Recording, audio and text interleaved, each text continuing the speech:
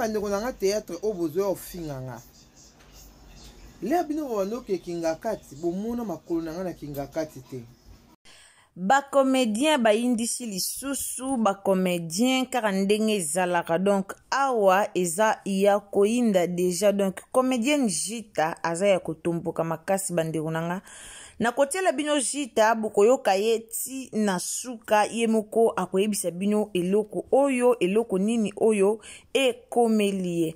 Alors na ye kopesa mbote na bandeko nyonso o balandaka Irsil Botelwa TV. Bonjour, bonsoir, wana boyebi déjà et dépendara kaka na air oyo okolanda émission na biso. Na bandako na bino esika nyonso bozali na pesi bino ba bonjour na ba bonsoir. Merci mingi na bandeko nyonso o basutenaka chaîne ya Irsil Botelwa TV ekende liboso. Vraiment boza ebele o bolingaka biso, boza ebele o bosalaka ke chaîne na biso ekende liboso. Bandeko nanga merci na bino epai wapi oyo bozali donc nzamba lola apambola bino nzamba lola a continuer komona bino kaka lolenge bino bosutenaka chaîne na biso na ba appel na ba partage na ba commentaire na ba j'aime na ba abonnement en tout cas nzamba lola a mona bino. Bandeko nanga na eli bino video ya Jita ezaka pasi po monda lelo komi nango kaka pasi. Alors na yeli bino video oyo ya Jita ndenge azo réclamer bandeko na ye ba comédien bazo komela ye ba message ya mabe, bandeko na ye ba comédien bazo finga ye na ba commentaire, bandeko na ye ba comédien bazo kofinga ye po na makambu ya élection oyo ezoleka. Alors na kotikela bino Jita tokoyoka ye ako expliquer biso problème ango eza nini. Merci beaucoup na Princesse Allegria, merci beaucoup na Linda Bukulu ya Balinda, merci beaucoup na batu nyonso o basutenaka vraiment Irsil Botelwa TV a kende liboso esika nyonso bozali na pesi bino mbote na kombo na Yesu. Alors joyeux anniversaire na Siloé Pamboule talentier, Siloé Pamboule lo penza eza mukolo na ye. Joyeux anniversaire, que le Seigneur te bénisse. En tout cas, nzamba sala yo bulamu, ye mutamulimo, ce qui molimo kiti nde alubaka. Joyeux anniversaire Siloé Pambu, en tout cas nzamba visite yo, nzamba sala yo bulamu, nzamba kokisa ba posa ya motema na yo. Wana to ye lisusu na joyeux anniversaire et pas ya Dorcas Koli, donc Madame Koli Dorcas ici Kaozali, bah joyeux anniversaire na yo, profite bien de ton jour, oyebi ya yo Irsil Botelwa TV, alingara yo makasi koleka, balobi yebi sa papa Koli, lelo libeba, lelo libeba, donc lelo toko se retrouver wana et pas ya maman na biso Dorcas Koli, motema ya papa Koli. Joyeux anniversaire Isika Ozali. En tout cas, une année de plus, ça s'est fait. Nzamba sala obolamu, nzamba visite yo, nzamba kokisa ba posa ya motema na yo. Bandeko nanga nyonso obolinga Irsil Botelwa TV, bandeko nyonso obozolandanga na minute oyo, ba o bazo fêter ba anniversaire na bango. Ba oyo vraiment bazo fêter anniversaire na bango na journée lelo Irsil Botelwa TV a tombé libino ba joyeux anniversaire. Bandeko problème nini oye komeli Jita lelo tokoma kaso to lamuki o ba comédien to lamuka boy o ba comédien ba lobi to zonga bo ba comédien ba salaki boy. Alors likambu nini oyo e komeli comédienne na biso Jita na mokola lelo biso nyonso toyebi ke na mboka na biso na pays na biso tozana ba élection et puis biso nyonso toyebi ke ba comédien ebele ba pesa position na bango epa ya Mama Olive. Wana penza eza nango likambu ya sikate, eza pe likambu moko te ke o soki ya soni, eza te likambu moko ke o ya ko informer bato ba yebite. En tout cas presque bato tout ba yebike ba comédien ebele ba pesa vraiment position na bango epa ya Mama Olive Lembe.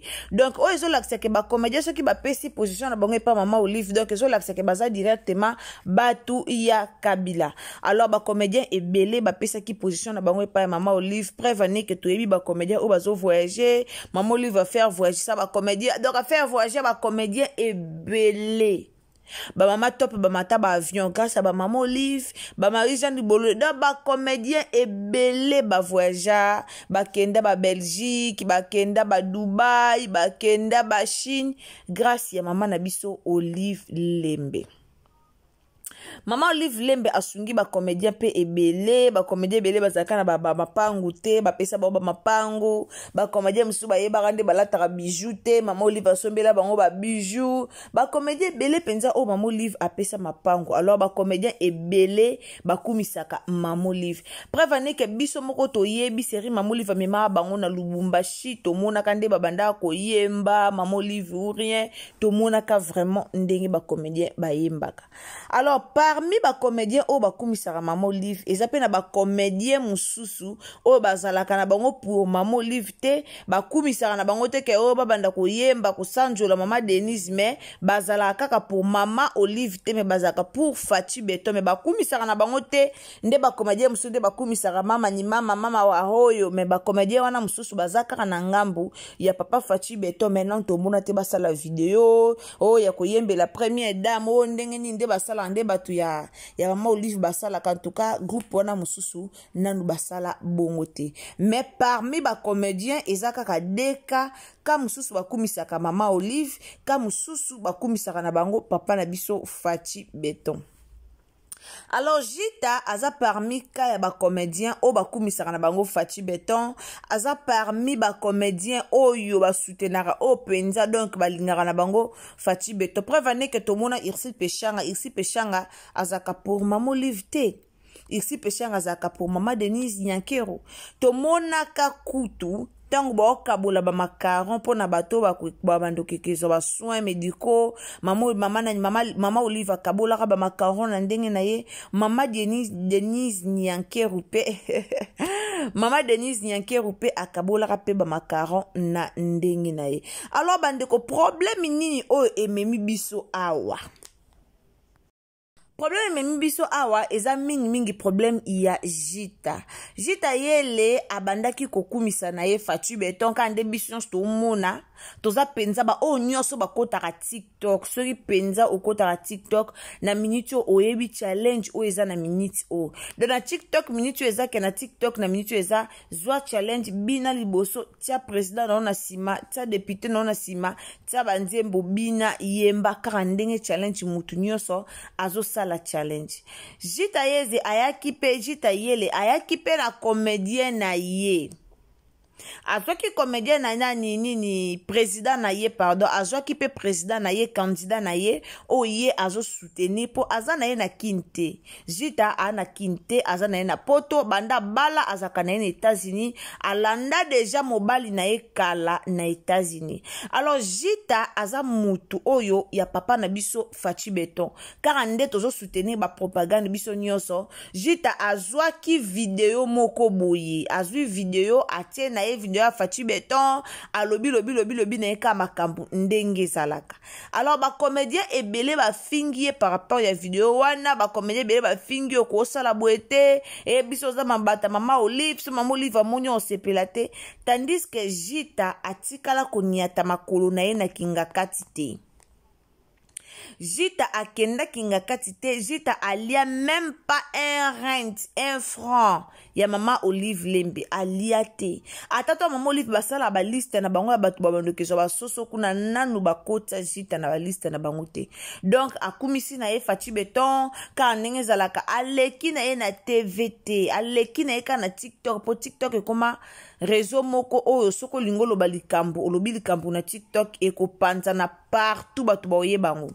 Donc ce qu'on a un problème moko bolingo partager ngo deke ka ko koti na TikTok ko sali vidéo tie yeba ke problème na yo ko panza na monde entier, donc mututu a yeba ngo o est important ka sala ngo na langue o mutu yonso ko yoka mututu a yeba ni problème na yo. Alors j'ai tapé comme baninga ba osala challenge, j'ai tapé comme baninga pe bazo lekala na ba ona challenge wana yepa lobaki tsala pe challenge a tepe président na sima a fortifier batu to voter président, to voter, donc asali propagande quoi, ayebisi ka batu to voter président kaka ndenge ezalaka. Mais dommage ba comédien ebele ba fingiye yangwana yepe comme avanda kite asiliki ayepe ko répondre na ba comédien ou ba finga ki mutu na mutana choix na ye.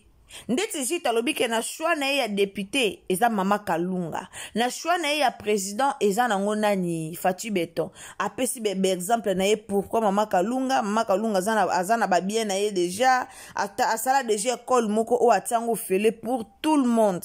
Mama Kalunga sala école oyo ata ofele afutisa batu mbongo te afutisa bana classe mbongo te, donc asa déjà mutu moko soki ba kotisi le na gouvernement bomona ke makamba bien et osalima eza selon ye.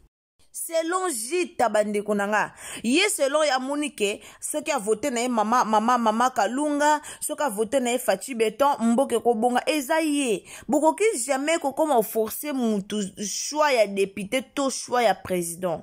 Mutu na mutu aza libre osala oyo ye alingi. E ate ke soki bino ba comédien mamo live nda sungaka bino, soki bino ba comédien mamo live nda pesaka bino mbo moi, soki mamo live nda sungaka bino soutenaka bino ale mutu musu akoki jamais ko voter mutu musu, il faut kaka batu ba voter Mama Olive. Non. Eza ba comédien musu baza na bango pour Mama Olive te. Eza ba comédien belé baza pour Mama Olive, même musu baza pour Mama Olive te. Il faut bon comprendre. Eza te ke mutu yonso il faut voter Mama Olive. Mais lelo si ta finga mina ba commentaire ba ole kutu batu mususu soit bata pepper dende ba loba, mais ba comédien de ba fingi chose grave. Ole batu mususu nde ba ya ko finga ye, ole batu libanda nde ba ya ko loba, mais ba comédien de bango moko ba comédien nde ba ye ko finga ndeko na bango comédien. Pourquoi pour azo soutenir Fachi Beton? D'ailleurs Jita pe azana epe na kinte ezaka ausala ka ba propagande na ye Fachi ndetinga ba propos na ndetinga selonga na omona ke Fachi so batike na manda au sala na epo to omona ta mo banzela ngo esalima. Bon wana ezaki projet o ya kutaki azo réaliser ngo, mais projet ngo esalima banda kan ezalaki réaliser te. Izaki réalise. Donc mutu na mutana bandenge na ye. Mutu na muta bokoki jamais nga atala katande ba kombata bayaka. Oh boete bokoki jamais ko ponela batu choix. Mutu na mutana choix ya député, mutu na mutana choix ya président. Oye c'est important to peuple congolais à comprendre que souci ni to na ngo ya mboka na biso, c'est tout. Peuple congolais comprendre que souci na biso toza na ngo ya mboka na biso. Yango nde eza premier likambo usala. Ceux qui peuple congolais comprendre souci ya mboka na biso ezala bien. Ezala bien. Au lieu boya ko pousser batu voter voter. Ena batu musu Mama Olive asela ne bango eloko te. Yana batu musu baza bongo. Et ati ke so ba comédie belé Mama Olive sunga seke batu yansu fo ba voter Mama Olive. Non. Ndeti mutu Mama Olive sunga na yeta mona na yete Mama Olive sunga na yete sko azala contre Kabila po anini. Azala contre Fachi po anini. Po ba tombokela bango te fozala ka pour Fachi. Mutu nyonso ta fozala ka pour Kabila. Non. Mutu nyonso ta ozala ka pour Kabila ka pamba boy. Non. Mutu nyonso te. C'est normal bino bolia bambonga Kabila, bosonga ba mapango na bambonga ba Kabila. Yango wana fubo kumisa ye, fubo linga ye. Mendeti bazita, bazana bango kuna kutute, alia na mbonga Kabila te, alia ni mbongo ya Mama Olive. Alors azana droit ya kosala choix na ndenge na ye. Ana droit ya kosala choix ya député na ndenge na ye. Ana droit ya kosala choix ya président na ndenge na ye. Mais lolo bat ba fingi surtout pona ki député. Oh boeza mabe, koma yo lo bakaka député kaka lunga tandis que ba comédien ba postuler be siko a sala nini. Choix na eza Mama Kalunga. Siko fasa ni faut voter tous les députés na mbala moko, malheureusement pe tuzalaka na choix ya moko. En tout cas, bandeko nanga totika pe molimo yo pe peuple congolais. Totika pe molimo peuple congolais, molimo eza bien te. En tout cas, totika pe molimo o eza bien te. Ya koluko komisa ka mutu fa kota ka na ba ide na yo. Mutu fa kota ka na ndenge yo zo linga. Soki yo za na posa mutu be mutu. Soki yo linga ka mutu te mutu yo za na pa linga mutu wana te. Non. Eza bongo te mutu na mutu a libre osala choix na ye ndenge alingi. Bande onanga na tele bino na Jita toyoka na Jita. En tout cas po nanga na bandi to suki awa po nanga. Merci beaucoup na batu nyonso o bolandaka nga nazo tikela bino Jita bolanda eti na suka. Na pesi merci na batu nyonso o bolandaka nga yo o kotaki na émission o banda ebandeli tisuka. Nzambe a mona yo. Wana tokutani à la prochaine occasion soki Yesu azongi te kana ndenge mora bien na système mora bien na ndenge ndenge tomesana oyebisaka bino soki eza mbala na yo ya liboso okoti na Irsi Bwetelo ya TV donc osabone okommente olike opartage baémission na biso et ozala malamu mingi donc abonnez-vous commentez likez partagez nos émissions nzambe akopambola yo alors tolanda jita et ozala bien bisous bandeko na nga théâtre oyo bozwa ofinganga lea bino bobanoke kinga kati bomona makolo na nga na kinga kati te zolo na nga mokuse oyo bomona ngo na kinga kati te nga na amuta idps te nga na abembis te les gens qui me connaissent savent nga na aformé nga na abembis te mon président Jean-Pierre Bemba soutient Félix Antoine Tshisekedi et a choix na ye. Moi, je soutiens Antoine Félix, je soutiens Fachi et Achouananga. Arrêtez de m'insulter. Personne m'a donné de l'argent.